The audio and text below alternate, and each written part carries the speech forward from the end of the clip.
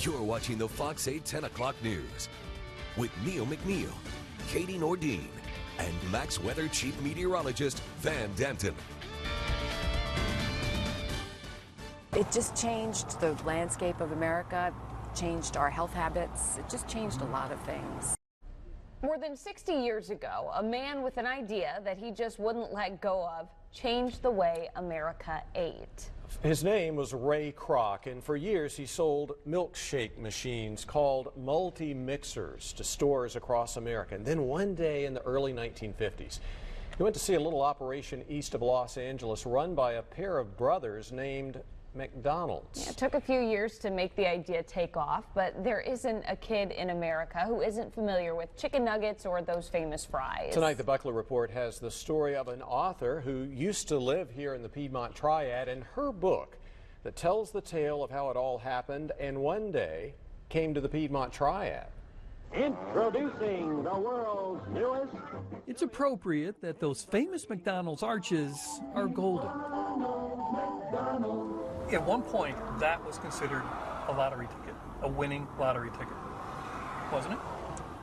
Yes, but before it was considered a lottery ticket, it was a lot of hard work for the two guys who started it. There are stories of guys who made so much money they had to stuff cash in drawers at home because they just couldn't get to the bank quick enough. Although that was true for people who owned individual franchises, it wasn't so for the corporation that Ray Kroc developed after seeing the McDonald Brothers operation in Southern California. This is the way people would have enjoyed it, like you and I are sitting here with a bag of fries in our car.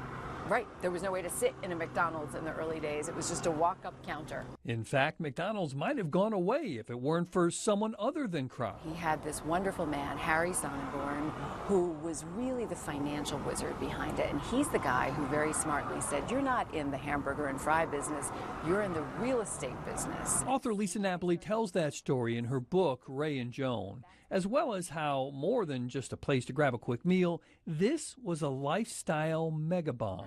Give me a sense of how this franchise changed American culture. Well, first of all, it convinced people that eating out was okay. That was something that was not common when McDonald's first started in the late 40s, early 50s. It gave a lot of people, usually men in the early days, the chance to start their own business, which is something that we take for granted now. And it showed that your town had true cachet, because it was news when your city was hip enough to be the first in your state to get a McDonald's, as Greensboro was in North Carolina. In the late 1950s, that was prime real estate. Exactly. Ray Kroc paid $115,000 for this spot in 1959 for a franchisee to put up North Carolina's first McDonald's. That's almost $1 million in today's money. But it was worth it to have local high school students flocking in, as this picture shows of the original store on Summit Avenue back then.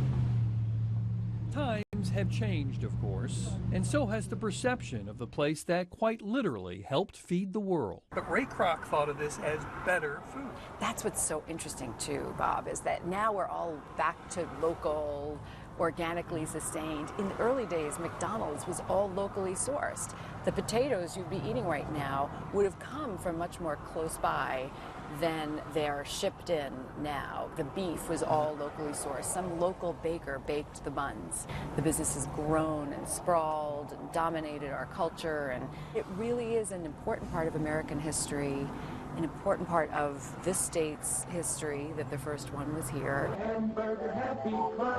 And more than a half century later, still is. Bob Buckley, Fox 8 News. Again, Lisa Napoli's book is titled Ray and Joan, and it is a great tale of how Ray and Joan met and wooed each other before becoming billionaires and eventually giving all that money away.